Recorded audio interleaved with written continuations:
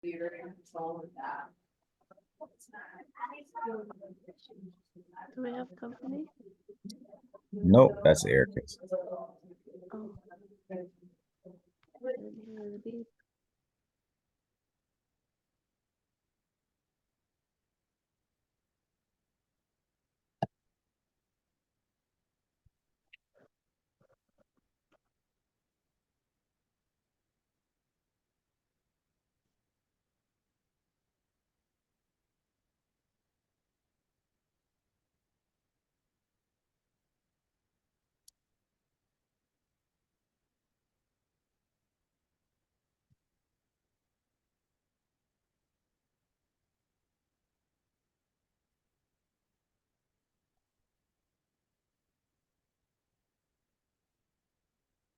Somebody's joining. Hey, all right. Carolyn.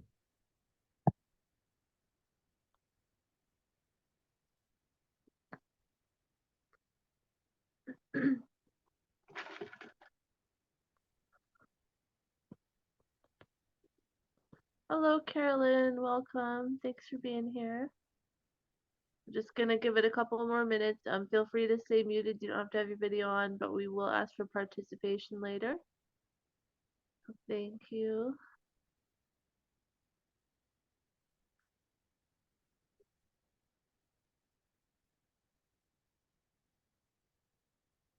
And also, please feel free to use the chat box if you wanted to introduce yourself while we wait for a couple more people to join us. But we are here for the Community Awareness and Outreach to Faith Communities event. So, gonna wait just a few more minutes.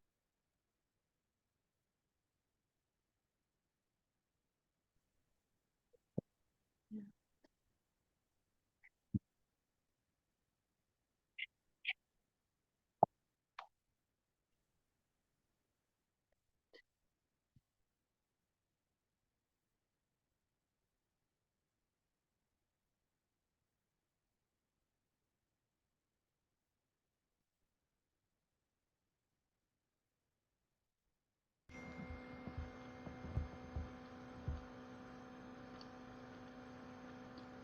Hello.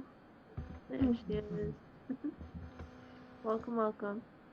Oh, there she is.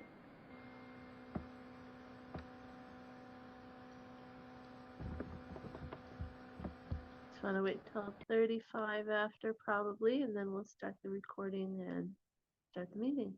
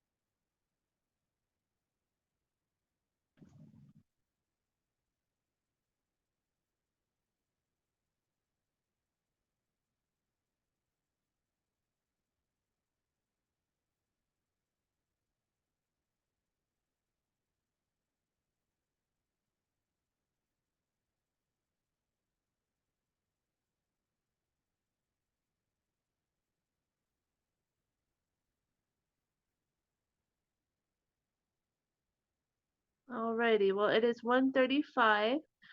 For those of you watching the replay later, this video is being recorded live, and feel free to reference the materials and information for any questions you may have. We're going to start off today's meeting by introducing our profile page. This is our network space where you can join us and participate in our meetings as they come and any events and stay up to date that way. So thank you so much for watching this recording, and we're going to go ahead and get started. So So on this next page, you can see our About section. This is where you're going to put any information that pertains to you as a professional. You can list your needs and strengths. And this is to help us find people in our network that have similar strategies and connect you with them as well. And this is a little bit more information about the profile sections where you can add websites, you can create posts, you can even find other members in the network to chat with. So please do utilize these spaces and make the most of the network that's there for your outreach support. And Is Alyssa, that as part of the application? yes. Oh, okay. I didn't. Didn't see that. That's okay. So again, this is our community awareness and outreach to faith communities technical assistance workshop. We're going to be using this to create partnerships between nonprofits and churches to help impact their local residents.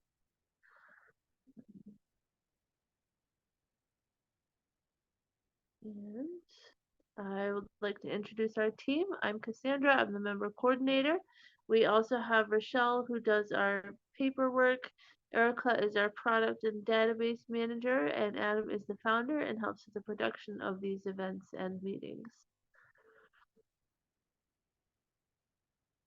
So generally, Carolyn, we do have an icebreaker, and then people can rewatch later and learn more about each other. And I will just start quickly by saying my name and organization, and then in 30 seconds, we're going to share one challenge when attempting to partner with churches to impact residents. So my name is Cassandra. I work with Missions Field, but I'm also a part-time volunteer for Mount Hope Church, and I like to help with the art activities. And one challenge that I have when attempting to partner with churches to impact residents is that a lot of the events are already in the church's calendar for the year. So finding space when I am led by the Holy Spirit to have an event that isn't part of their calendar, it can be hard to find time to do that with them. So does anybody else want to share since it's just a couple of us today? I'll share. My name is Erica, and I am here in the role of the database manager for Missions Field. I'm also the founder and director of an organization called Jubilee, and we support households that are working to overcome homelessness. And from my perception, I don't state it as a fact, but I think that a lot of the times why it's difficult for our organization to partner with churches is because they think that the ask is just money. And it's not. Of course, we do need money, but that isn't the most effective way that churches can support our efforts. So thanks for letting me share. And it's nice to meet you, Carolyn. Thank you.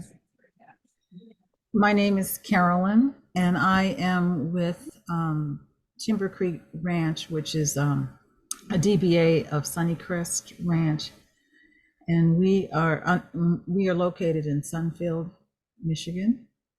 I haven't been with the organization very long, but I know that in the past, the organization has talked about, going into the community. And I think that, as Erica mentioned, they oftentimes think it's, you only want money from the churches and their membership. But another issue, I think, has been that just trying to make sure, because the men, Timber Creek, I should say that Timber Creek is an organization, it's a residential facility, it's an 80-acre ranch that serves men aging out of the foster care system. Okay. And so I think that in terms of going into the churches, while they're built on the principles of love, hope, and faith, and so they teach Bible study there and everything. They are not, of course, of one faith, and so sometimes it's an issue of the men feeling comfortable. Some of them don't have a religious, or I don't even want to say religious because I don't think religious, but a relationship with God, and so that has that sometimes that's an issue, I think. with the ranch going in to the churches. But I think that mainly it has been about the money. You know, they just feel that you're asking to come in and share about your program so that you can solicit money from them. Right. Gotcha. Well, thanks for sharing. Yes. And feel free to drop any links in the chat if you want.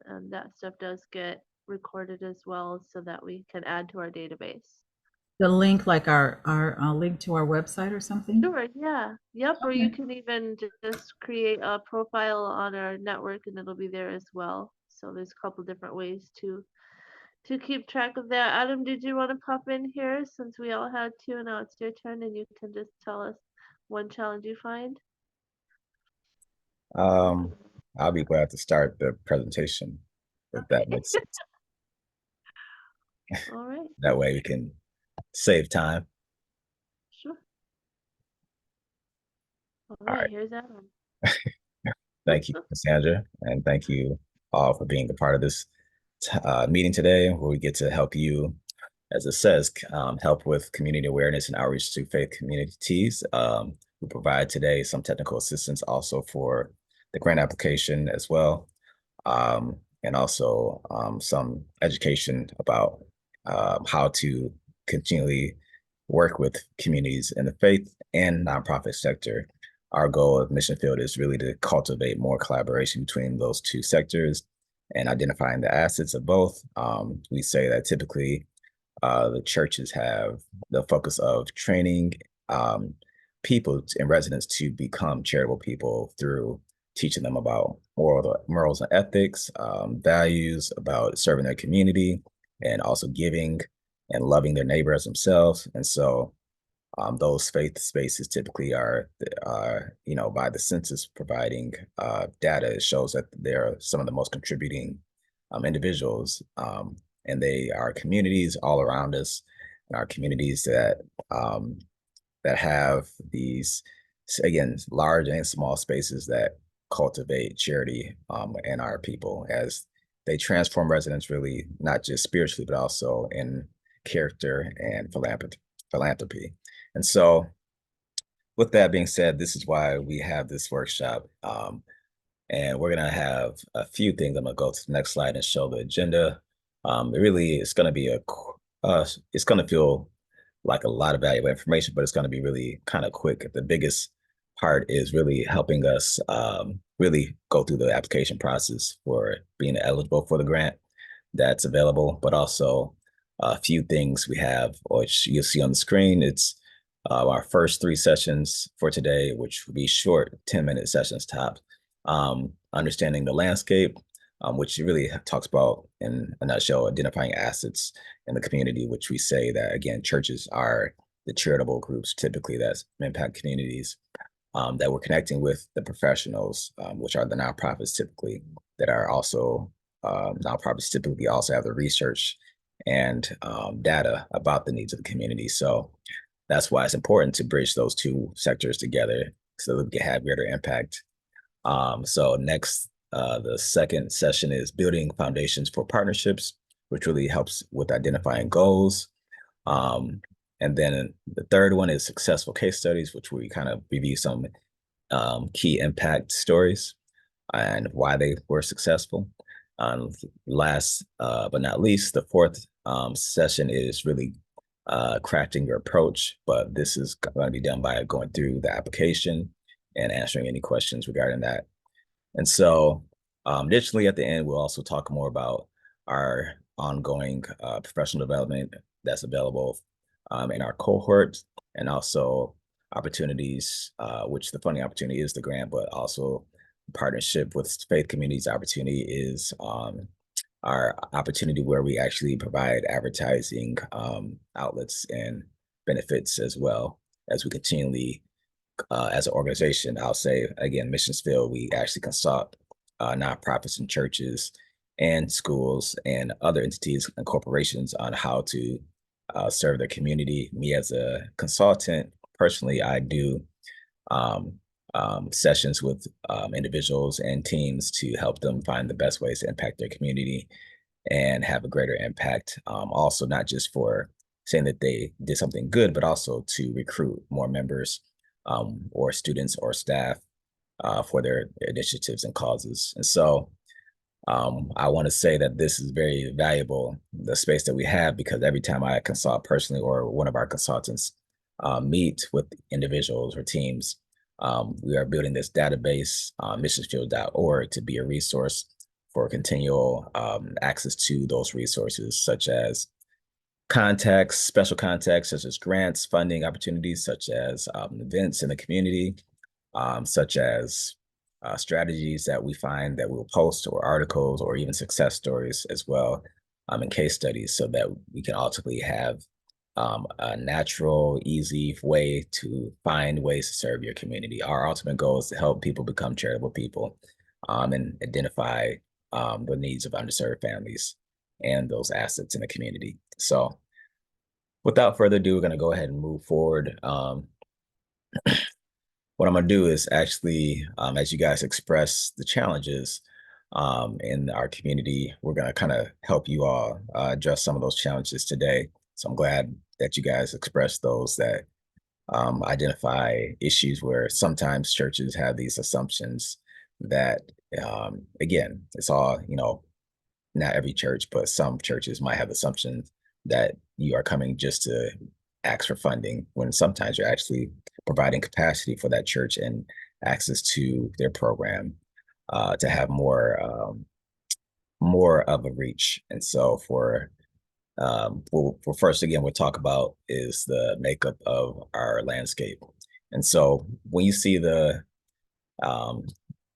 parentheses, it says #reports, #community needs. That's really referring to our social network, missionsfields.org. If you go on there, and I'll share my screen in a minute, you'll be able to type in the search those items just to read more about the things I'm going to talk about that are posted in our database. And so the data and the value. Data is the makeup of churches in our community. So I'm going to share my screen in a second, where we're going to show and look over the current data about what's the makeup of our community of churches regarding the census and other resources. And then we're going to also share some importance of why churches are valuable in the community as well. And so as I switch screens, can anyone just share, we're going to kind of, I think, jump to the value first, some importances of why churches can be useful in the community. I know I shared some things, but if there's any additional things that you guys have in mind that you found as valuable for having churches in our community, or the value of partnering with churches in the community. Well, the one thing that I did find is that they're helpful in recruiting and identifying people who might be interested in volunteering, as well as our target population group, that they might identify and share that information with us. Yeah, thank you. Anyone else? All right. Well, thank you for that, Carolyn. That is true. That's one of the major reasons why when I consult nonprofits, they have a goal to identify volunteers and churches. The challenge to sometimes, again, is churches not really understanding that up front, or they might feel like there's some agenda of taking the volunteers, but not building a relationship with the actual organization or the church. And so it's funny that I try to set this up so I just go straight to it, but my team could see that it resets itself after I go back to the link. So scrolling to the page that we have, this is available again in our website. Basically, this is a report from 2020 where we assess that the overview of the Tri-County area of faith communities and contributions that were given. And so kind of to your point, faith communities do have a major impact in our economy and our society and our culture.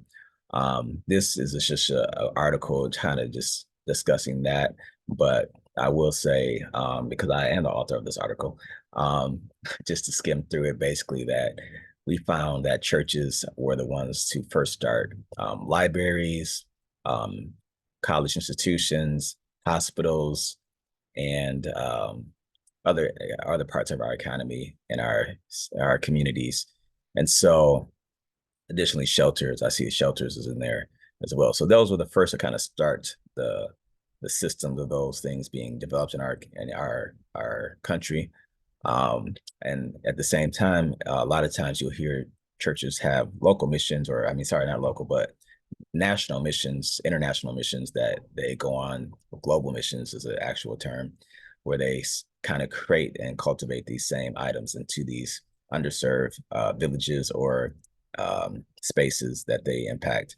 And so this is just a common practice, and this is also what these faith communities are charged to do. So the challenge is, I think we have this illusion how everything's going well in our community, and then the issue is we don't have access. If you are part of a faith community and you're a leader in that community, you don't have access to what the needs of the community are. So this is where, again, where nonprofits are very valuable in providing that research and that data.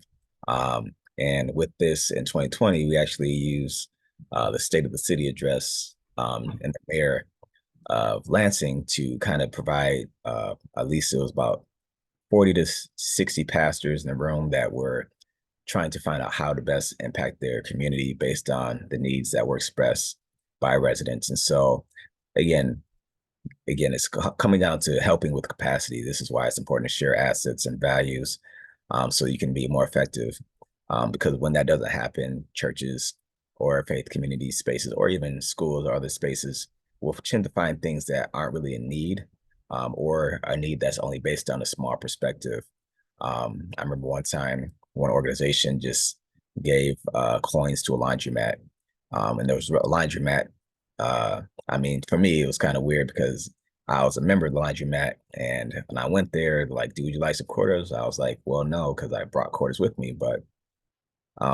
But here's again me being a consultant. I'm more the type to say, how about we identify those dollars that are needed for spaces that don't have access to food, because typically when you go to a laundromat, you're bringing in quarters. You've already budgeted that you're going to spend the money. However, if there's a way to identify in a neighborhood that this neighborhood doesn't have access to food or even money for laundry up front, like that will be more preventative and proactive to give those residents those, not even just laundry, I'm thinking even clothing items. And so with that being said, our goal is to identify those needs by working and building that bridge between nonprofit research and church, charitable groups and other groups that are charitable. And so this is actually, again, in this data or this map that you see, again, you'll be able to access in your own time, but it just kind of talks about how much is contributed from different communities based on the census data in 2020. And then if you scroll down, you'll also be able to see the faith groups in the community. Carolyn mentioned a good point of population. So typically, while working with faith communities, again, when I consult with organizations, agencies, they want to work sometimes with African American or Hispanic gatherings or communities, and I tend to point them towards churches where they have high engagement. And that's one thing too, to really evaluate that when it comes to high engagement. If you want to find, you can go to a festival that has, a Latino festival, for example, that's once a year. You have high attendance, but the engagement will probably be lower compared to an actual a church where Latino population is heavy and meeting on if not bi-weekly, weekly basis to empower that community from really, we say, from birth to the earth. And so because that community is continually building relationships with the family, the kids that are being born, so it's literally a cycle of engagement. And so with that being said, again, it's really invaluable to find out how and which your need when you're as a nonprofit what is your goal when it comes to working with or partnering with a church or faith community. So I'm gonna go and quickly just go to the database so you can find out where to find these items. Again, if you want to search for them, as you see, I clicked here before, it's resetting the page. So it's gonna, thank you for bearing with us as it resets. So this is actually one for the future slide, but that's fine. So typically, let me go to this one because I want to make sure I click the right one. So this is one, no, this is the same. I feel like they all clicked. So anyway, somehow all these links have matched each other somehow. But anyway, to the point, you can click in the search box and click in what it says in the slide. When I go back to slide, you'll see the slide hashtag says reports. This one has stories. If you click on search button, you'll be able to find all the things that are related to the reports, and you'll be able to find the report I just shared. So let's go back to the slide.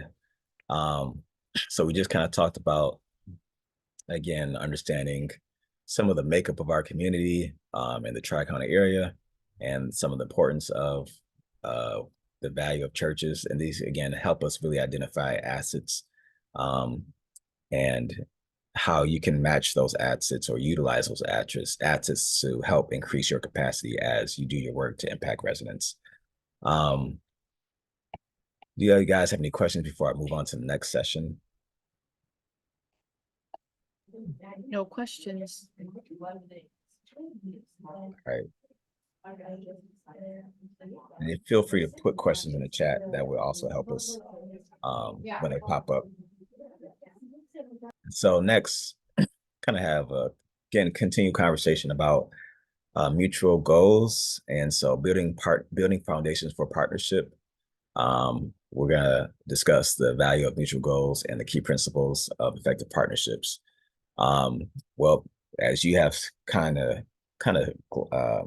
glossed over through your responses about why churches are valuable or challenges of churches, this kind of shows that there is definitely a need for having a mutual goal. So when you sometimes go to a church, let's say that church, has a higher membership account, and they have a particular population that you want to work with, and you come in and they have this assumption that you want money, even though you're saying, hey, I want to do X, Y, Z. I'll say, can you guys, before I give some examples, what are some ways that you would kind of address sharing your goal to hopefully avoid them assuming that you're going to just want money? And I'm going to call on two people because you guys have mentioned that this is the issue. Cassandra, I see you just joined. Were you going to respond? I was thinking about it, but only because I have directly asked, and mine was more to do with scheduling, but it's absolutely a part of being able to establish a connection with the church would be more helpful, and understanding or helping them understand how beneficial my services could be as an art teacher. That's all. Yeah. And that's, how do you feel that would, the challenge right there is, how do you get them to understand your goal? And it sounds like you weren't able to overcome that challenge because they still seem like they may not understand it. Is that correct? Correct. Gotcha. Yeah. All right. Well, that's good. I'm going to note that for our future conversation in this meeting. But again, there's still barriers there. And we're going to eventually, by the end of this meeting, talk about overcoming some of those barriers. Can anyone else kind of answer that question about how did you, when you faced you had a goal and somehow that church misunderstood the goal? Was there a way that you can possibly approach it differently, or do you still feel like that's still an issue? I saw Erica, you shook your head no. I don't know how I could approach my specific situation differently because I have tried a variety of ways and a variety of people over a few years, actually.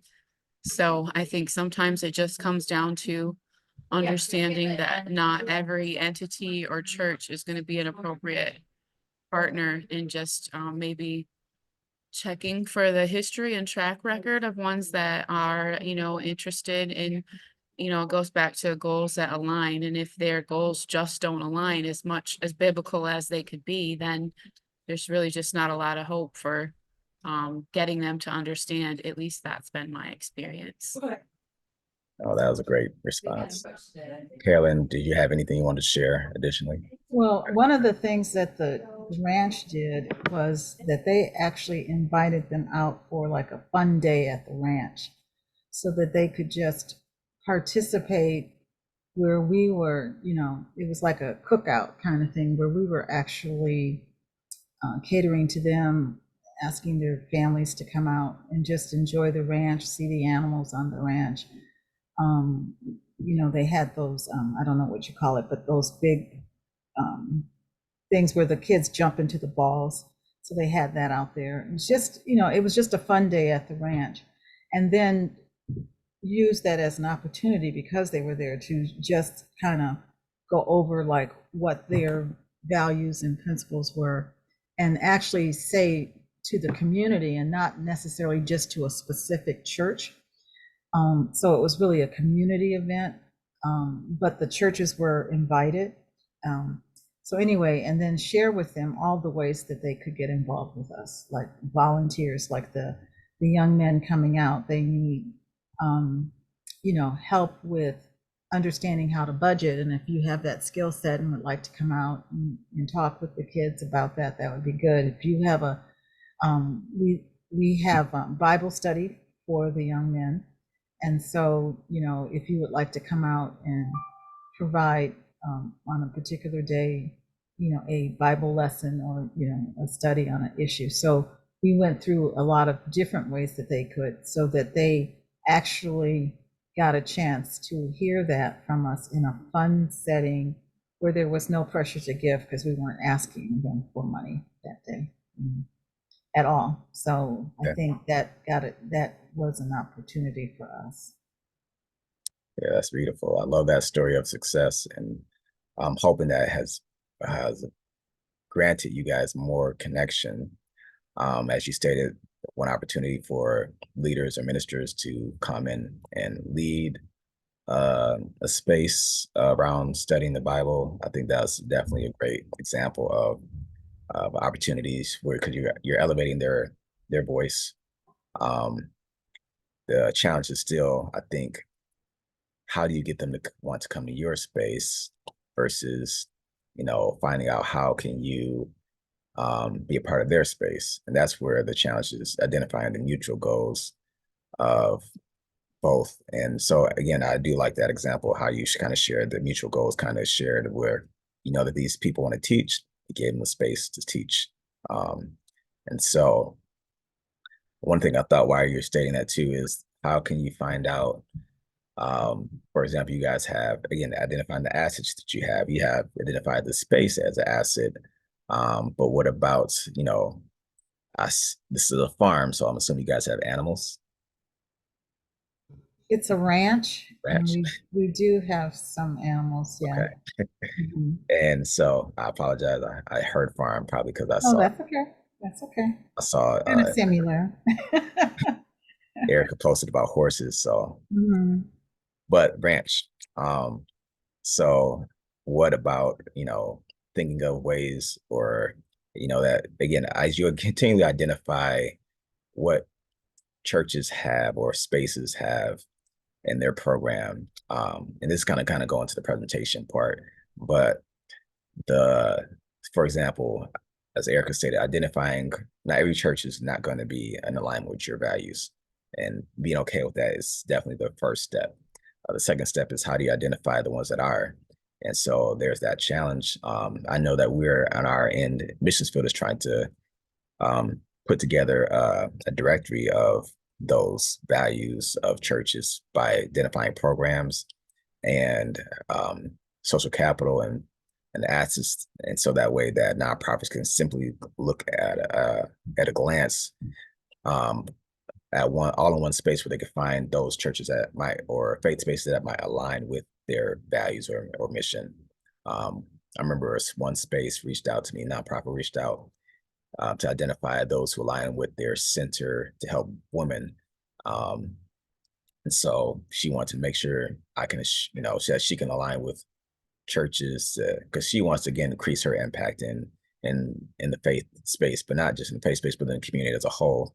And a lot of that of the faith community is kind of missing in their reach. And so, so again, having that perspective so they can be a part of a committee of their organization, that was something they want to obtain. And so I was able to identify not only those who aligned with their vision, but also those who may not align with the particular vision, but more so the impact and they have, the reach that they have regarding the population that the organization had served, trying to be not really open to who that was. So that's why I apologize if I do sound vague, but for the most part, identifying values is very important, or mutual goals.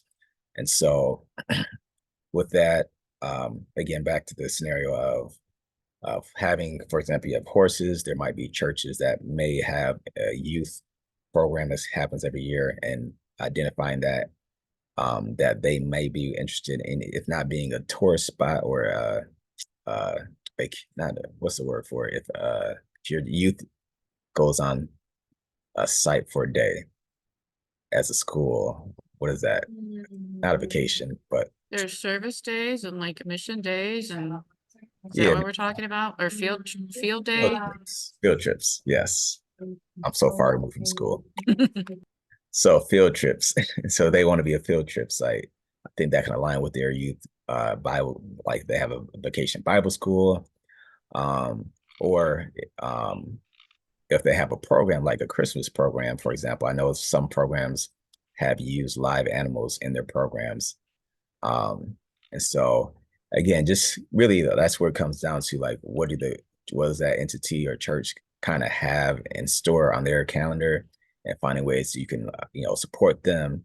And it feels like now that you're not asking them just to come to your space, even if it's for free, because they still have to spend gas, but you're actually enhancing their program. So that actually ultimately enhance the relationship. So when it comes time for you to ask for something, it's more of a thank you for asking me versus oh, let me get back with you. And I say this only from my own experience as a community organizer. I had served only for 2 weeks a nonprofit, and I served as a volunteer. And it was nothing in return. I just literally loved helping the youth and helping with the marketing of that organization. And after the 2 weeks, again, it really was only like 4 days. That's 2 weekends. They decided to not only ask me how can they help me, they offered me 2 jobs because they saw how passionate I was just to have an agenda to help and align with their cause. And so, and that's just a natural thing. If you were, even if, and I'm not going to get too deep, but assuming that you are in a space of dating, you also offer gifts. And the gift offering is literally a way to hopefully win somebody over. Again, that's just a vague example, but it's always a natural, you want to make this a natural relationship. You don't want to just come in and expect people to want to like you because you have something shiny and nice.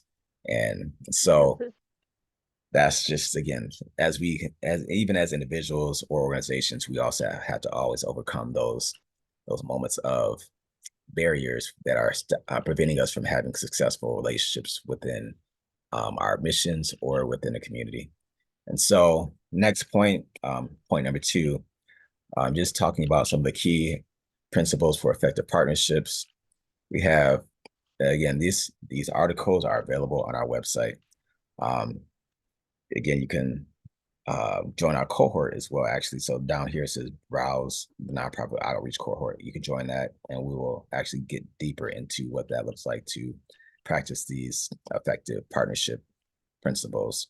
And so again, because for the sake of time, I'm going to briefly go over these, but we got 4 that are listed. There are more on our site, but shared vision and goals, is the first one. We kind of talked about that already. The key principle is having a shared vision. That vision, for example, can be something like the goal to impact um, BIPOC or the Black African American community and help them with health.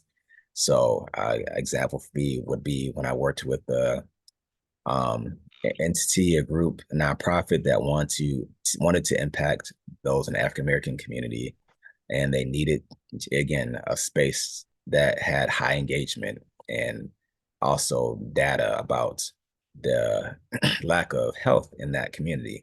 And so what I did is I connected them to a church that actually had their own health ministry, that their church actually met on a monthly basis with 60 to 80 members from the community and the congregation who are African American, who are elderly, who had different issues of chronic disease. And so once you, again, identify those goals and visions of your organization and those, and finding and assessing those who have similar ones, that will help you have an effective partnership.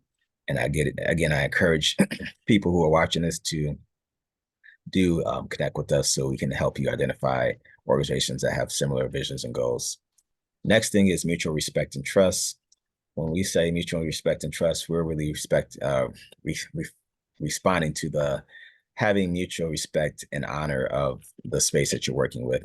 It's very important to learn some of the culturist things. For example, there's something about at least the Protestant Christian spaces where they meet on Sundays. So the key thing is don't contact a church on Sunday because that's when they're most busy. Don't try to mess up or getting too involved in their program on Sundays because that sermon is something that they look forward to. And just having an understanding of what the culture of that organization is. And let's say you're gonna work with a Muslim community and want to impact those in that faith space. You also wanted to understand their practices and their culture and what to do. And in order to do these things, the key thing is being a guest first. And you don't want to come in to be saying, here, I'm representing such and such, and I have much to give you. It's kind of like, I'm not going to go too deep because that can be kind of touchy, but Calvinism, back in the day, as we know, kind of has been ineffective or harmful and traumatizing for groups because those groups that are the colonizers or looked at as the colonizers typically think that they are the hierarchy, the higher up entity that can come in and transform that space by their values and culture. And so when you come in with that mentality or some of the same characteristics of those colonizers, unfortunately, that kind of breaks trust and respect and honor. And so this also talks about the value of integrity and make sure you say what you mean and don't overpromise.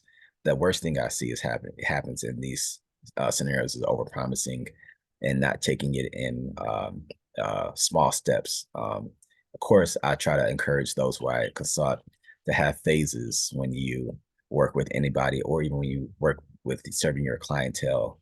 And so it's very, very, very important to have low promises or exceed expectations so that you can exceed expectations. It feels way more good to celebrate exceeding the expectation than it is versus breaking the trust. Next, third, we have open and honest communication. Again, it kind of correlates with the last one about integrity and trust, but and not over like you under promise and over deliver. Is to be open and clear about your agenda up front, so that way there is no surprises. And having honest communication, make sure that the contacts are shared. There's understanding of who to contact, because I know that on the flip side of churches, nonprofits have felt offended of not finding the right person to contact. Again, once you understand the culture of that space, you understand that the secretary versus the lead pastor might be more valuable to talk with, because that secretary has the schedule. Secretary is literally not just sometimes unpaid or paid, but they are committed to communicating on behalf of leadership. And so identifying even in your organization who's the best contact so that their kind of communication channels are clear and honest. and sometimes sometimes it's not even intentional because of it's the wrong communication point. You might neglect communication, or you might miscommunicate because the channel wasn't the best channel. And so last but not least, I think this is the most valuable. The word I see when I see flexibility and adaptability is grace. Grace for growth is what I usually say when it comes to relationships, whether in business or personal. But flexibility and adaptability, knowing that we all are growing and it takes time and process to build trust. That's why I really highly encourage phases, because with moving too fast and having a high expectation, that expectation can be misplaced too prematurely. And then now the trust is broken, and there's no space for grace because of the expectation that was there. So also knowing that your ultimate goal is impacting the community. So if that person, since you've identified those assets, you still shouldn't be able to then, after having a point of mistrust or miscommunication, if you really identify that entity as an asset, you should definitely still value that asset for what it is, unless you find out that that asset is not really an asset.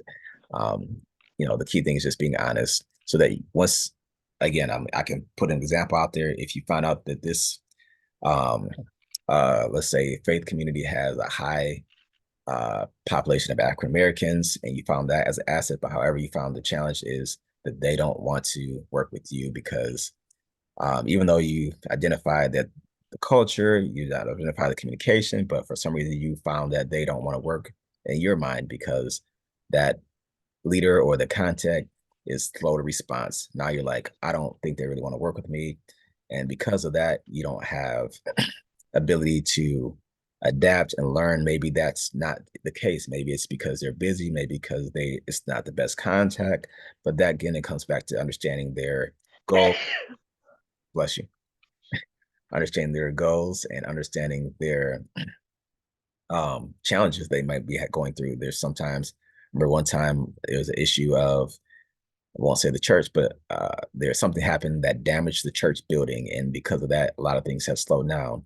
COVID has been reasons why people, switch, or transitions have been reasons why, of staff have been reasons why. So again, you definitely need to keep in mind the necessity of flexibility and adaptability when things shift out of our control.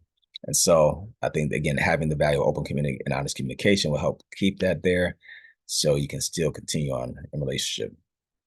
All right. Any questions? Because we're coming to one of our fun moments. Any questions, feedback? No questions. All right. Do you speak on behalf of everyone? I speak only on behalf of Erica. Thank you. I concur. I don't have any questions right now. All right, thank you. All right. We're going to now have since it's 4 of us in the room, we're going to do just a round table. But in 60 seconds, I would like everyone but Erica, because she's going to share something in a minute, to share one success story about partnering with churches, or expound on the one that you might have already shared. And I'm going to call on Cassandra since you jumped on. The success was doing prayer boards at my church.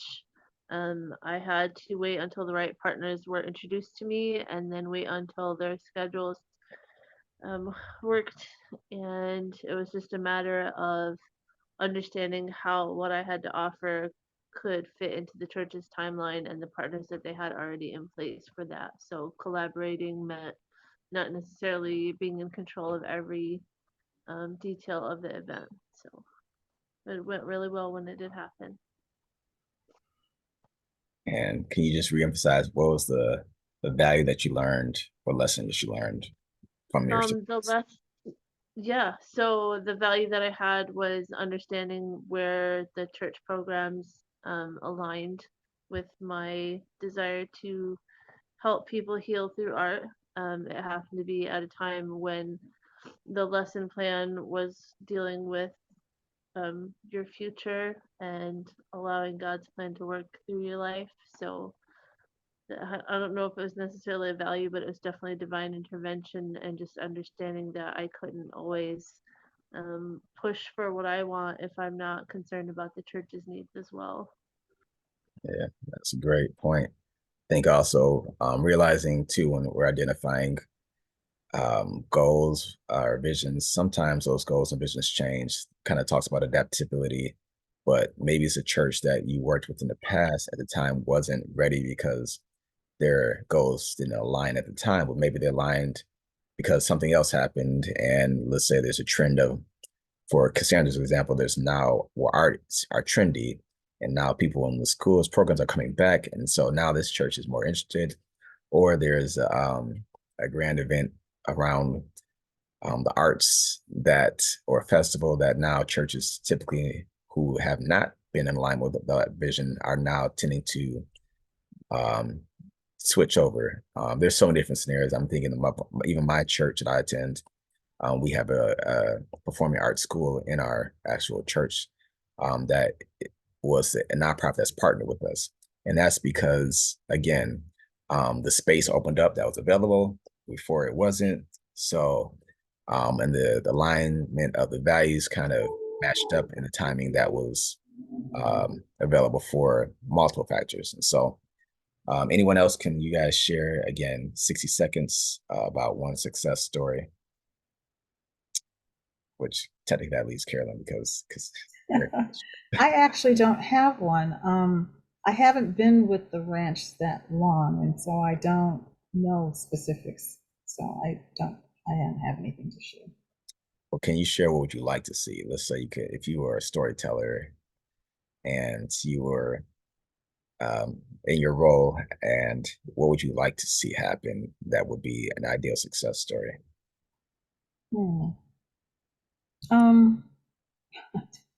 I would just say that it would be nice to be able to identify something that we could do specifically with the church as a collaboration. And I honestly don't know right now what that would be, but I'm sure that there are things. I do know, one of the things would be through volunteer work. But I don't know. I'm sure there's other things. I just don't know right now. I'm so sorry. Don't apologize. That's why we're here. And so with that too being said, I'm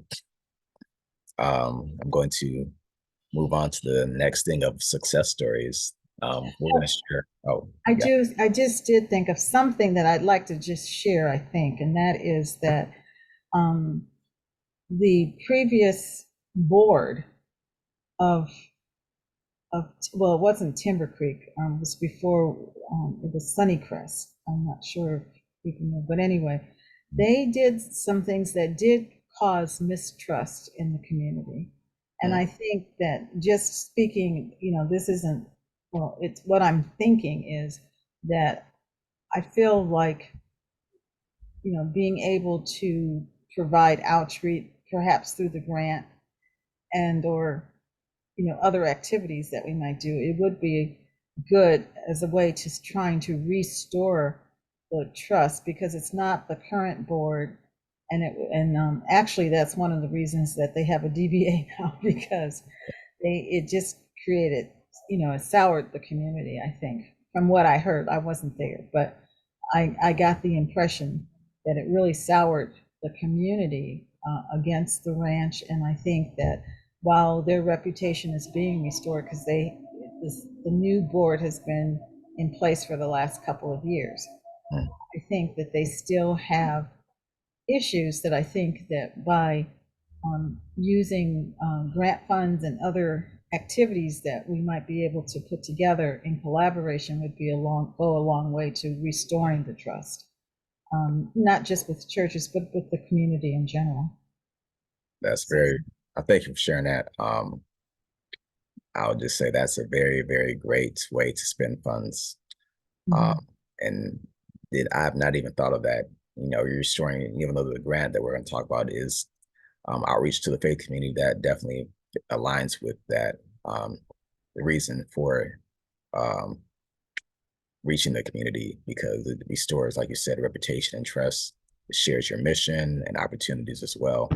I definitely, not only if it's through a missions funded grant or through other sources, I do hope that that is successful. And so thank you for sharing that. Mhm. All right, so moving on, as we're coming to a great part of our meeting, we're gonna hear one story of success. That's gonna be just a video that we're gonna play. It's a minute long, but this is a story of impacting those of the foster care system and children who are underserved. The partnership kind of discusses the difference between, or the partnership between Child Family Charities and Bethlehem Lutheran Church. The next, we'll hear from a live testimonial from Jubilee and Christ Community Church in South Mass. And so in these, as you see, it says underneath partner assets, shared goals, and community impact. These are the three things I want you guys to look for in these stories. Again, because you now are better equipped, hopefully after this, the past two sessions, to learn and identify what those are. And hopefully they can also be something that encourages you all to find out what assets you have and others might have, and shared goals, and in order to impact in the community. So bear with me as I click on and play this video, hoping that technology agrees with us.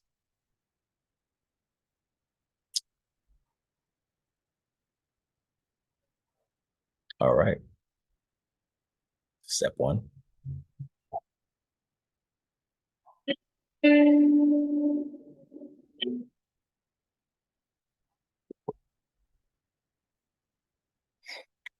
So close. Mhm.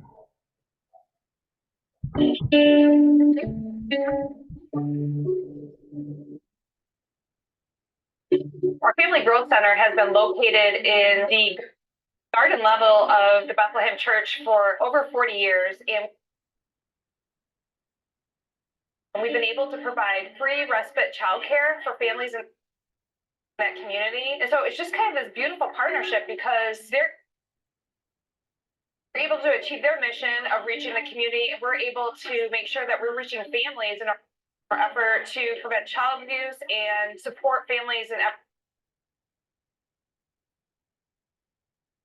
every way possible. Bethlehem is just an amazing partner in general to the community, and they're just kind of helping us connect those dots. Family Growth Center helps meet a crucial need in the greater Lansing area. I don't know of another organization that provides that kind of drop-in childcare for $1 a year. They use our social hall, nursery, kitchen, as well as several classrooms. So if a family just needs a break, maybe they're doing a medical appointment or trying to go on a job interview, or they just need some support, we can provide that service there at Bethlehem Church. They provide child education, meals for children there. We also provide free basic needs supplies, so food, clothing, anything a family needs. I think it's important for churches to look out into the community and see where God is active and be part of that, and what's happening in the community, what the needs are that you can meet, and do it.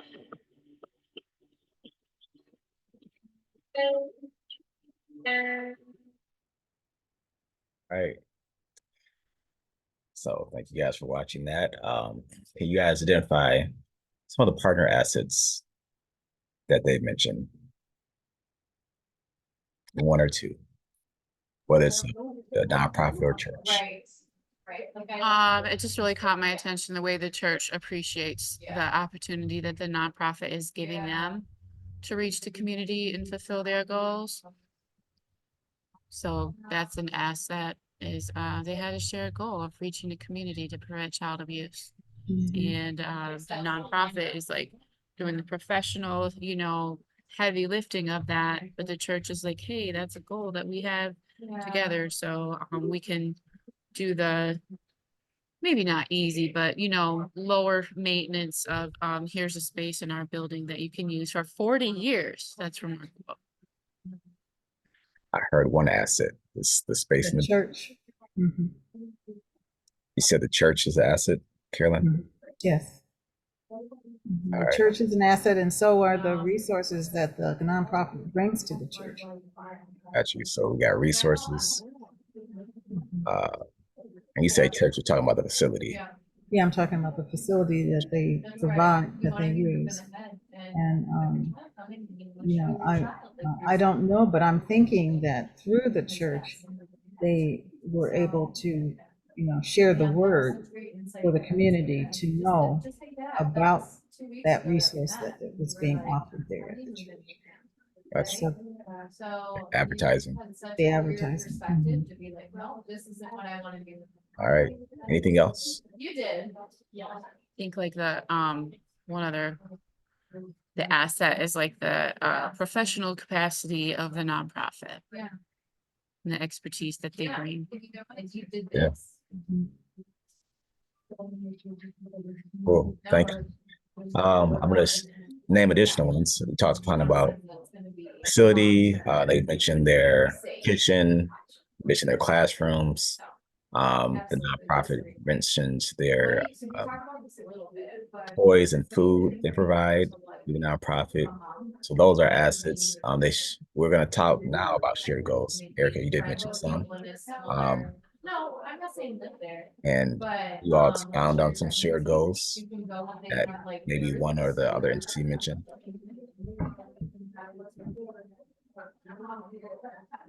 So Carolyn quickly muted herself. Because there was noise in the background. Well, the shared goal is serving the community. I think that they're both trying to serve the community, and particularly those who have children, young children, with needs to be cared for. So certainly those are shared goals. Yeah, definitely. Yeah, breaking it down to the children, who are underserved. As the pastor said, it's only $1 a year, which is something he sounds excited about. And as Erica said, advertising, or Cassandra, somebody said advertising. Oh, it's Carolyn. I would think too that, there's collaboration with other organizations to provide the food and things that they're providing and the toys. Because as a nonprofit, I have my own very small nonprofit, and I know that money is always tight. So I would think that if they can do it, and they can do it for just $1 a year, that they have other resources that they are drawing upon, probably in the community that's assisting in this collaboration between the church. Yes, that's correct. I also am on the committee for the Defiled Child-Friendly Charities, so I can attest that they definitely have many partners, and much support, and yet still their goal, even on the committee that I'm on, is to still recruit more volunteers and funds to help impact more families. And so, no matter how big organization can get, they still need the support to continue the mission. And with that being said, community impact, you guys kind of already talked about the community impact, and whether it's the cost or the resources that are provided. I will say the respite care was a program that's an impact on the kids and really on parents too, because that helps them have a relief as they go through their circumstances. So any more questions, thoughts, feedback, reflection, what you might learn, or how would you apply some of the things from the video?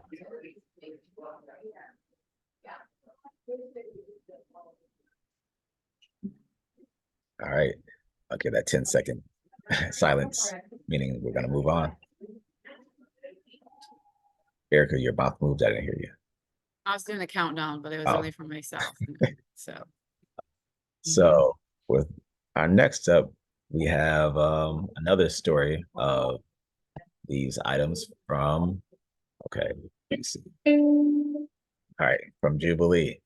And that is going to come from a representative, which we have in the room, Erica Munchbag. Thanks, Adam. First, I will talk about our collaboration with South NAS. I attended there for many years and was very engaged as a volunteer. And I worked funeral dinners and led a Bible study and worked with the kids and that sort of thing. So it was very natural for me to ask them if I could use space in their lovely building for our community conversations meetings for our nonprofit. And they were happy to let me do that. And we had a fundraiser there last year. Our first, big sort of, we have a community event that we do annually, but this was kind of like our first real fundraiser, pulling together people with influence and resources that could actually, raise some funds to make a difference for our organization. And we did that there in their fellowship hall. The other church that we've partnered with, Christ Community Church, has been kind of a great experience of God working and just bringing us together. Our organization supports households that are working to overcome homelessness, and that looks a lot of different ways. When we connected with Christ Community Church, I was invited to go there by their praise and worship leader, just to check it out. And that is literally the reason that I went, just to check it out. I didn't go with an agenda or anything like that. I just went to check it out and see what God had planned. So to front end relationships is always really important to me. But of course they ask, like, what do you do? And I'm like, well, I lead this nonprofit that helps homeless people working to overcome homelessness and gives them the support that they need to reach their goals. And they're like, oh, that's awesome. And I would say one of the early ways we collaborated is supporting individual. He's in his 50s and he has developmental disabilities, and he was homeless at the time, and he was banned from the church that he was currently attending. And so I took him there, and again, I didn't go with an agenda, but after I took him a couple times, they were interested in learning more about him, and I was able to explain a little bit from his situation, and they were like, wow. And obviously there was reasons why he was banned from the other church, but they were things that could be solved really easy with just a little bit of intention and guidance. And so they were happy to provide that for him, and over a year later they're still doing a great job of being his church family. And their pastor is a comedian, and they have a comedy show at their church opening. Actually, it's a comedy club in the basement of their church. So the pastor performed at our community event. He did one of his comedy acts at our community event in September of last year. And then kind of like the next phase of that was they were really excited to use their comedy show space to support the community. Again, it's not something that I necessarily did intentionally. I just really showed up for like a relationship. But our goals align a lot. Like they're very community facing and very interested in being a part of the community in every way that they can. So they hosted a fundraiser for our organization in March of this year, and that was pretty successful as far as getting some funds and also making some connections that we didn't have otherwise. And we're just now contemplating what it looks like to walk through this process of setting up like an official partnership or collaboration. And so that's kind of where we're headed next. And I'm hoping that our organization will have an opportunity to connect with their congregation in meaningful and impactful ways so we can share our mission and our story. And it's one thing to have our goals as an organization align with the goals of their church from the leadership's perspective, but to like have I guess more access to their membership to share our story so that each individual, because our organization is very dynamic. There's hundreds of ways people could get involved, and it all revolves around basically like their interest level, their capacity, the time that they have available, and their skills and passion and talent. So there's just like so many ways that someone could get involved and help us work to end homelessness in our community. And I'm excited to see what's next. Did I leave anything out, Adam? Or are there any other questions? Well, I'm interested because a lot of the young men who are aging out of the foster care system, they have never been reunited with their families. And so a lot of them would otherwise be homeless if they did not come to the branch. And so, I was just thinking there's probably ways that, we might be able to partner together on some things. So that was interesting to me when you were saying that. I'd definitely love to meet with you sometime and talk more about that. Thank you. Thank you for that, Erica. Again, you guys have heard assets, goals, and impact in the story. I hope you were able to identify those. Next slide we got. We're coming to a close because we're coming to the big part, which is application. But crafting your approach, again, approach is that we want to help you identify assets, goals, and impact. And this is really for helping you develop a proposal for a church partnership. This also helps you apply for the grant, be eligible for the grant. I'm gonna mute you, Erica, or can you mute yourself? Thanks. And so with that being said, I'm going to, before we jump into that, because I forgot to do this one thing, is to share my screen of the database that we have so you can find out more stories and hopefully share your story on our space. Also, you can either search stories, as the slide had stated before, and also hashtag or search for reports. When you search stories, you'll see a list of these. You'll see there goes Erica's story and other stories from other churches, such as When You Heard. And this list is multiple stories from 2020. This is last year. We actually had multiple, I think 8 stories as well that was shared from different churches from different sectors. Additionally, since it's right here, I'm going to quickly try to get to, we're just going to talk about assets. If you click on, or if you search for faith organizations, you'll be able to not only additionally hear the stories on video, but get the information of the churches and the sectors that they have impacted. So again, if you're, for example, wanting to impact those who are in need of substance abuse or issues, and you're serving that population, you can identify a church like Trinity Church and others who have programs like Celebrate Recovery to help people create safer and healthier lifestyles for themselves. Another example, since we're here, the Bread House International Food Pantry and the holiday outreach that they do.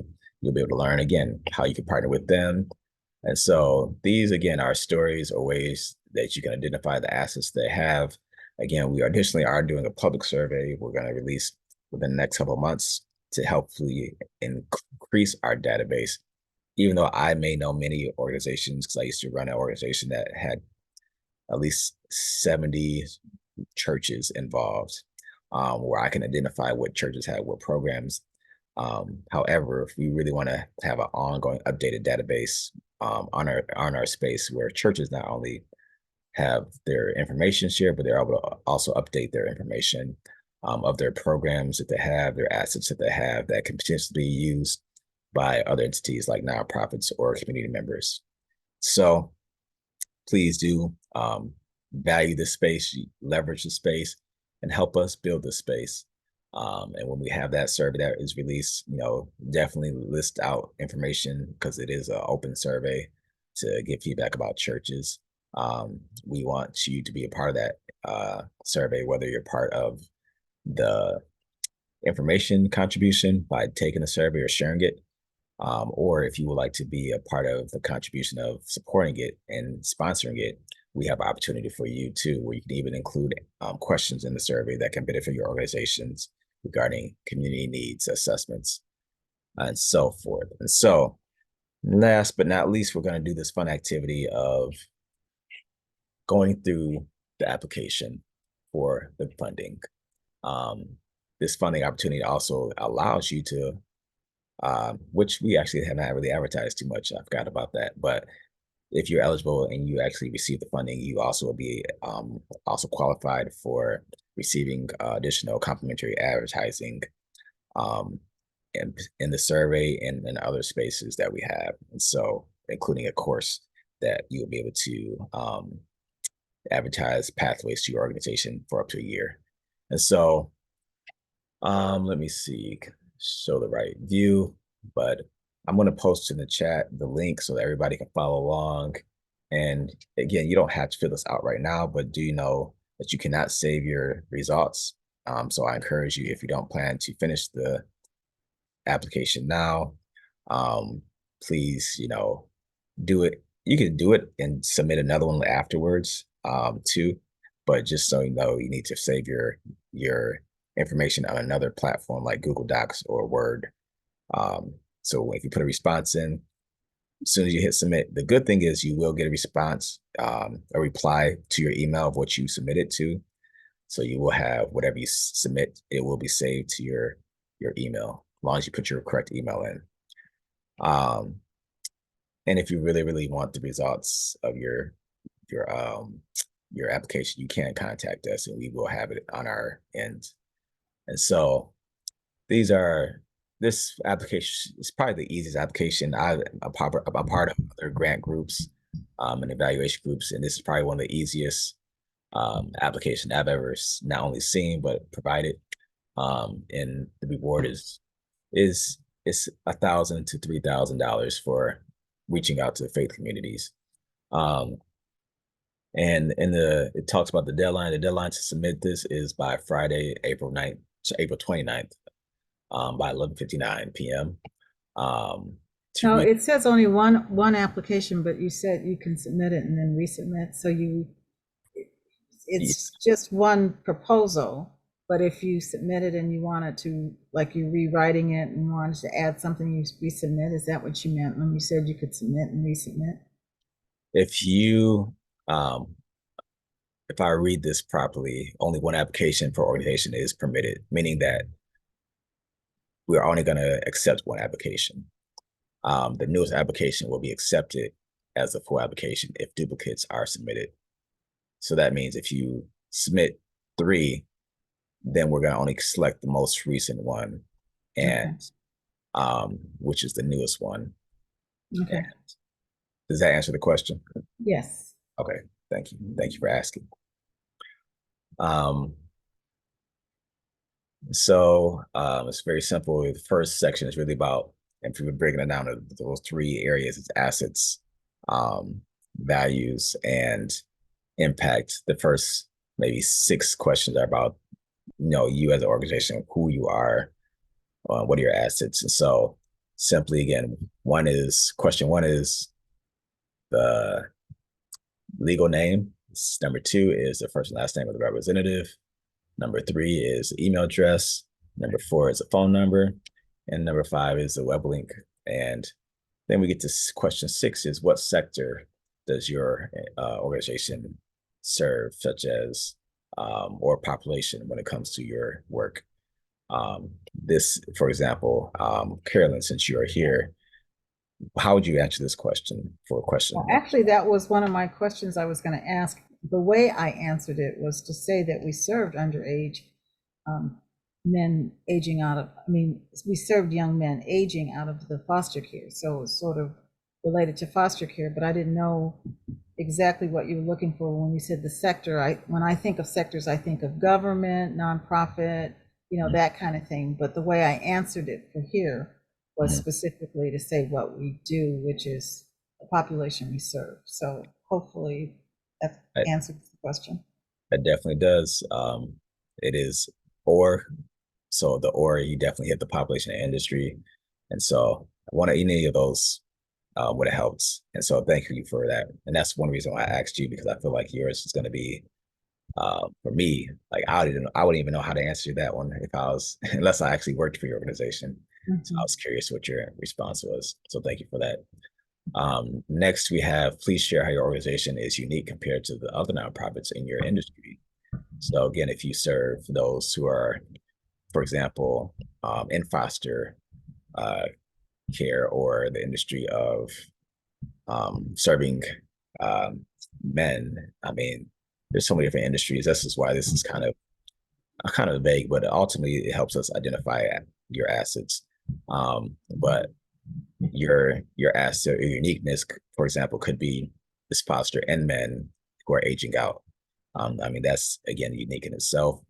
I'm not trying to put the words or the answers in your form, but that is an example of what that could be. Do you have any questions, Carolyn, about that? Well, one is I said that I think we are unique because we are a residential program. And Wow. the other, I think, uniqueness of us, besides, just trying to serve that population, is that we do try to do that specifically on faith-based principles. If you go to our website, we stress faith and love and hope, and we have Bible studies and prayer, and we do try to emulate through the staff that are hired there God's principles. So I feel very strongly that that is probably unique. Yeah. For our in our situation, I think in the population we serve, I think that it is unique. That's good. Thank you for that. And I will side note say that a lot of organizations are unknowingly faith-based, which is sometimes not too much discussed in certain spaces. So a lot of times churches have this thought that, oh, nonprofits don't want to work with us because we'll have to be super inclusive and change our autonomy or accept theirs.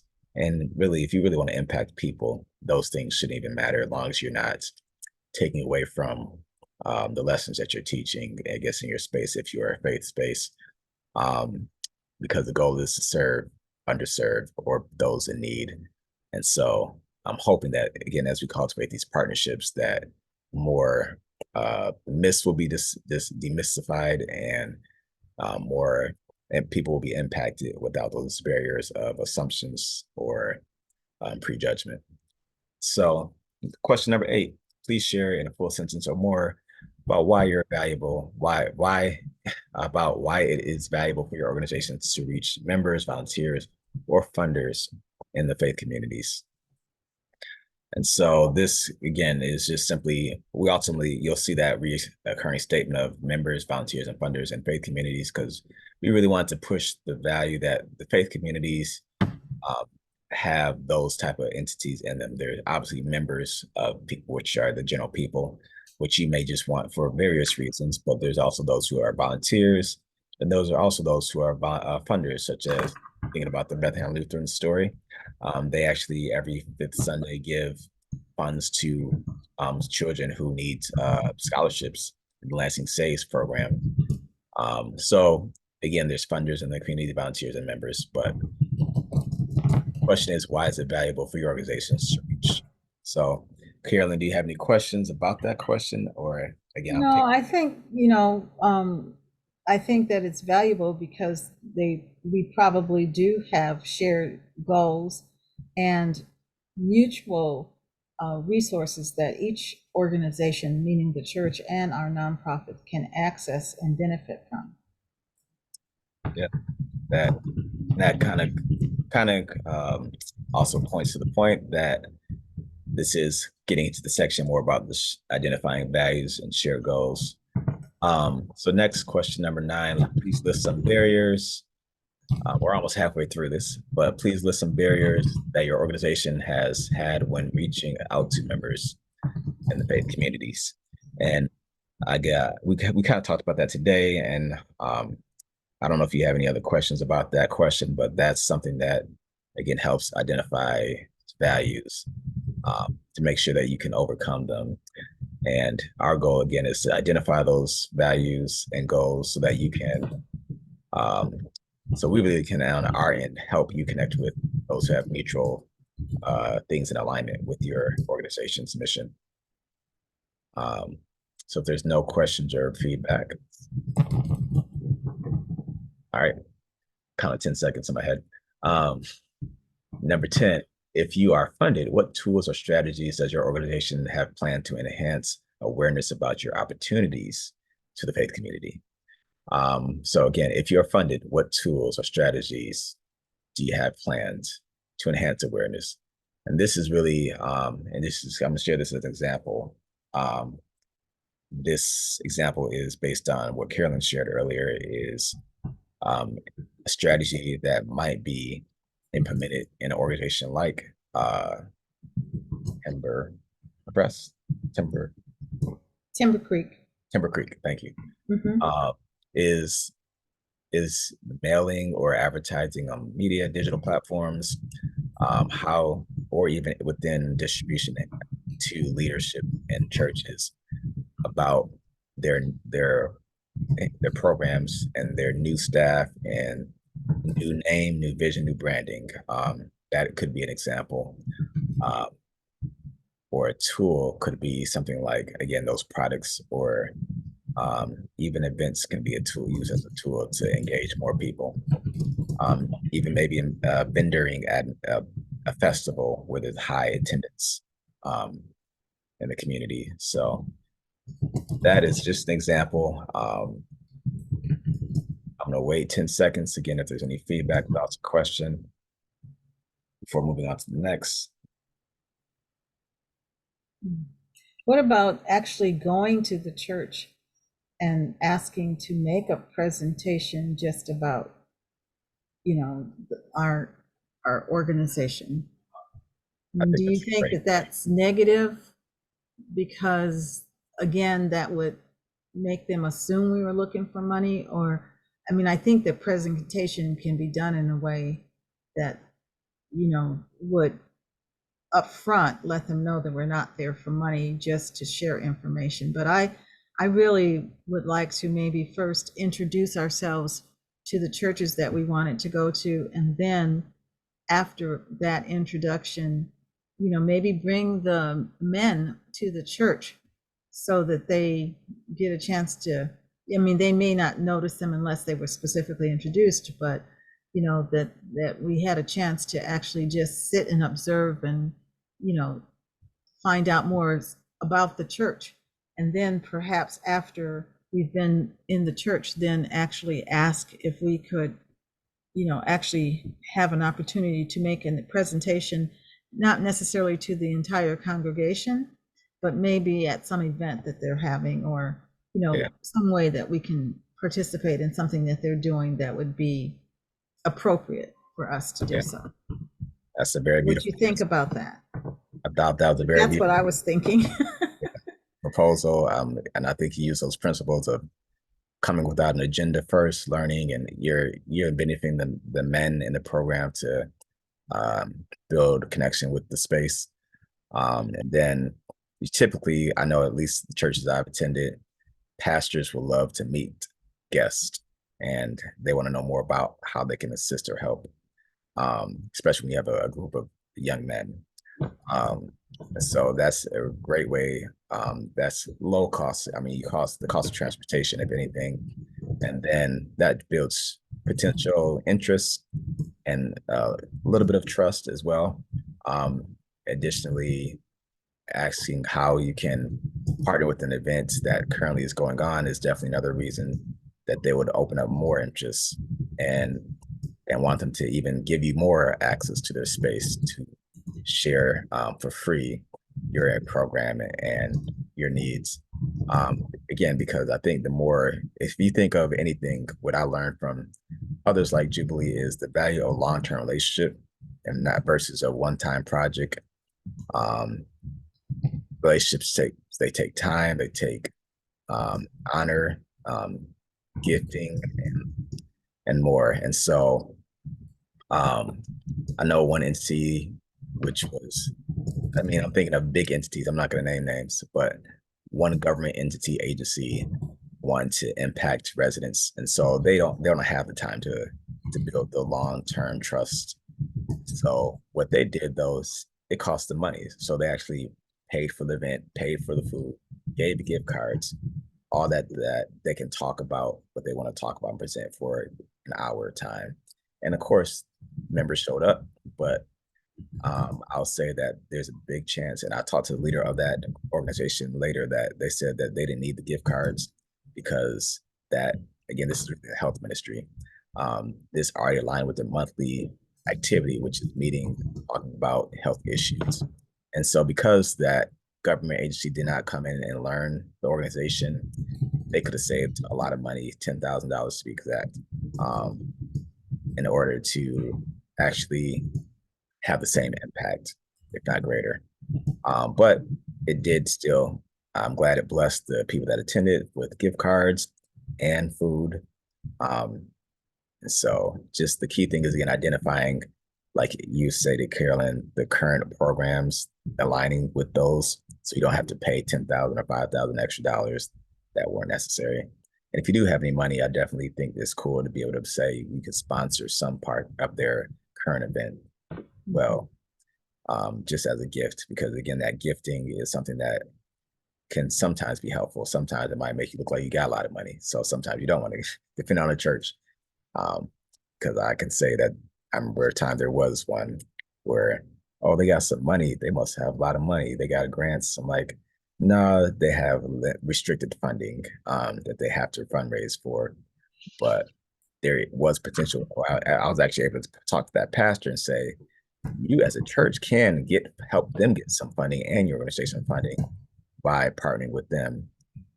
So there is, again, ways to best navigate relationships. And thank you for that, Carolyn, example. I think that's a great proposal.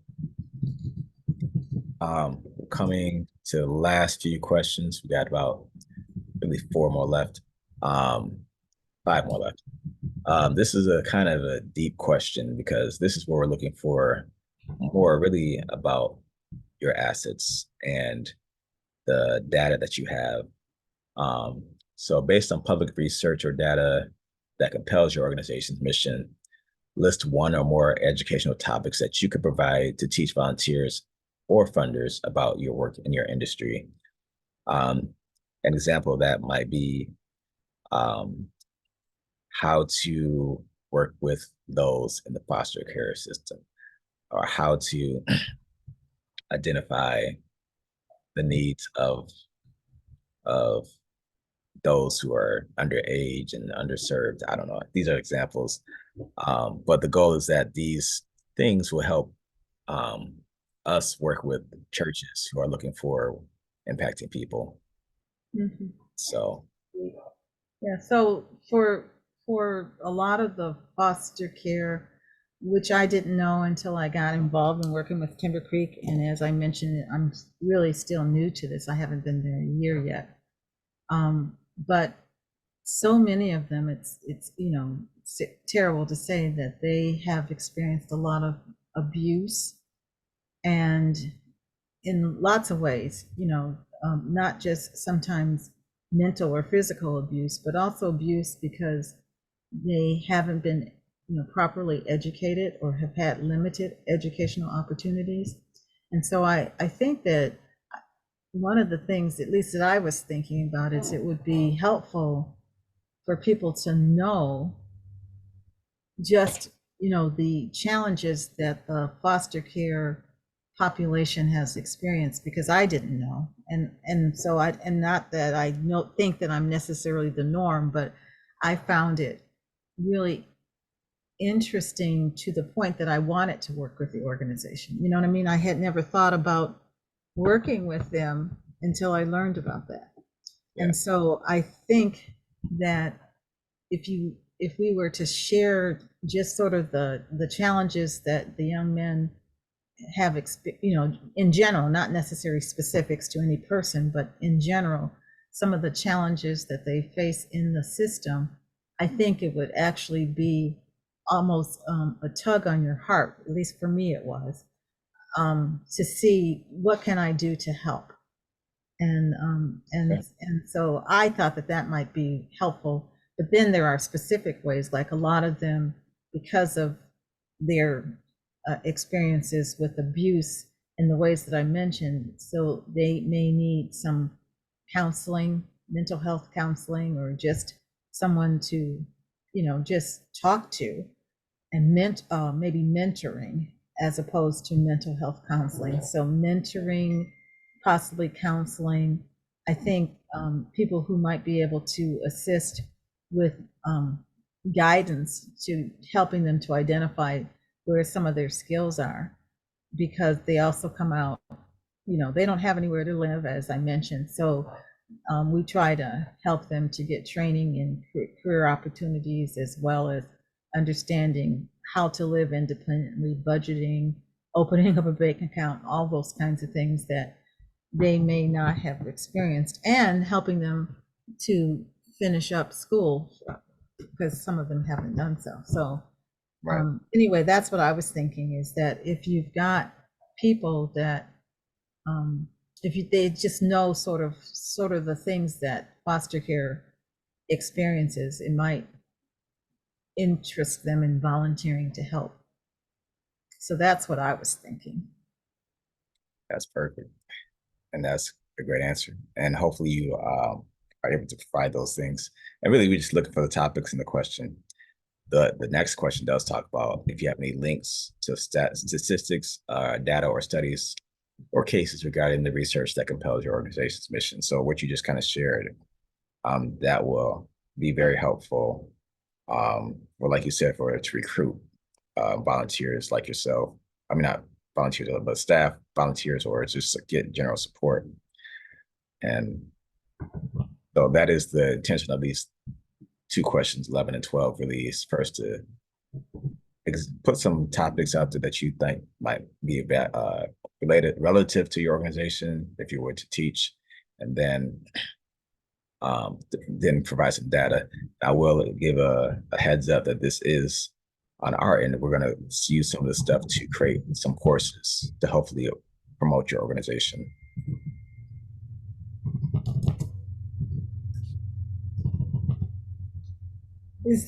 I have a question. Is there any limitations or requirements about how the funding, if we were funded, how it can be used? The funding. If we were to be funded, we would obviously want to use it. Is it only to be used on marketing? Is there any, because it's marketing and outreach, could we use it if we needed to get the kids somewhere for an activity specifically related to collaborating and marketing our information and to the community? So Yeah. I was just wondering. Yes. So I was just wondering if there were certain things that we could or could not do with the money. I wasn't clear on that part. Yeah, pretty much your proposal that you're writing, that's what you would spend it on. So in that proposal, like the strategies and tools, when you say our proposal, you're looking at us tying it to the strategies and tools that you asked us about. Okay. Yeah. So we're more, a typical grant. Again, this is probably one of the easiest grants. We'll ask for a budget report and, all this other receipts and all this stuff. We're looking for more so for the story as impact. So we want to also be able to share that story on our platform. And that story justifies the spending. And so sometimes I feel bad to call it a grant when it's more of a gift, but we do at least want that story to be published, whether it's written form or audio, video form, so that we can share how the funds were spent. Okay. All right. And So would it be okay would it be okay to, if there was some small cost associated with putting together the video, could that come from the grant too? you will have to write it in your strategy. Oh, okay. So everything has to be in there. Oh, got you. Yep. Okay, thank you. All right. Last two. This question 13 is pretty much just talking about opportunities for people to support your work, whether it's volunteer, partner, or donate. It's just asking that you list one or more opportunities. And it's pretty self-explanatory. The goal is, again, is that this will help others join your cause. This may or may not be shared, but if you get awarded, you will be able to share that information into a course or any materials that we have. And last question, really, question of the application part is what technical assistance for professional development which you or organization be interested in to support your work. That question is really, even though it's required, it's definitely a question that you might say there's no support and you will not be judged on your answer. If I was to update that question, I would probably say that this question does not affect your eligibility on question number 14. So again, technical assistance can be web development support. Since this new AI thing is trending, you might be able to provide some AI support regarding tools that are available.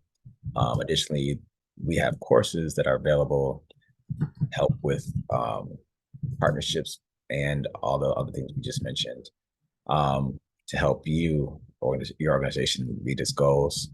And so listing those things that you might need will help us also find resources, making them available to other nonprofits, including yours. And then these last two questions, just to quickly go over, they simply are asking, are you interested in joining the cohort that we have, which is an annual cohort that provides more professional development. We meet monthly. We have office hours virtual office hours where we're able to check in and report. There's also courses that are released on a monthly basis as well. And there's activities as well to help increase engagement. Additionally, you'll get connection and assets identified in the community, not just churches, but schools as well, who are looking for opportunities to serve communities. And you'll be able to contact those people directly. So that's what the cohort kind of offers. So you can answer yes, no, maybe so, if you're interested. And then the next item is the special offer of advertising to our clients that we consult in those spaces we mentioned. And this is where actually you get the course that we developed from the information that you provide will be a pathway to your organization, such as the opportunities that you mentioned, the volunteering, funding, or partnering opportunities that you mentioned. And so this special offer is 50% discount. It is $50 or $49.99 a month. Depending on the platform you're using, it's $49 a month. And that, again, gives you access to being advertised in the courses that we are creating based on the industry that your organization operates in. And so our ultimate goal is to have this space be, again, a space where people come to learn about ways to serve their community. And as we also do that, we're coming to a point where we're gonna potentially, as we do these monthly, or I'll say monthly, we do these reoccurring meetings as well, where we're facilitating conversations about different issues and sectors. So for example, foster care might be a conversation that we facilitate, conversation around how to address that. For example, again, your organization, if you're a part of this opportunity, or if you get grant funded, we mentioned that this grant award does include the complimentary sponsorship for a year. So your organization will be advertised and in this space, but also last thing is we are collecting data. And so people who are saying that they, for example, might need foster care resources. I'm hearing a loud bird. I'm trying to figure out, is it on Zoom? It's clearly, it's in person. So, but the goal is that we're building a needs assessment, community needs assessment. And with that being said, your organization will be able to be included into that as a question.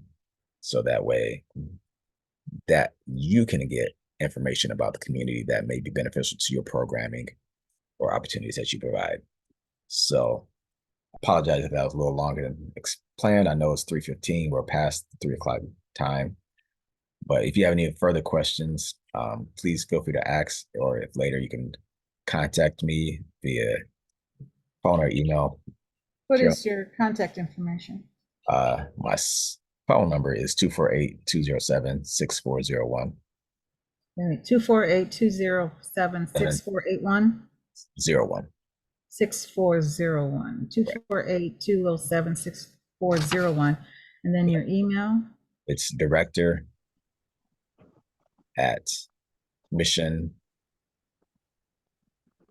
Field, and Field is FILLED.org. Okay, director@Mission Field. Mission, no S on the end. Okay. Correct. Mission Field. Okay, thank you. Sanders. Oh, that's what I has to say. Well, all right. If no one has anything else, I want to thank you all for being a part of our time that we have, and looking forward to what's ahead as we continue to impact our communities together. Thank you.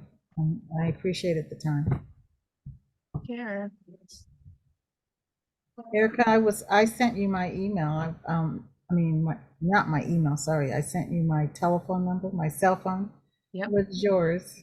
If you don't It's, mind. I sent it back, but I'll give it to you. Oh, you real did? quick. I didn't see I it. I'm sorry. did, and I got you saved in my contacts, but my number is 5, I'm actually, if that's your cell, I'll just text you real quick from my Okay, number. thank you. Okay, have a All great right. day. I already made a contact. Thank you. Awesome. Bye-bye. All right, have a good day. You too.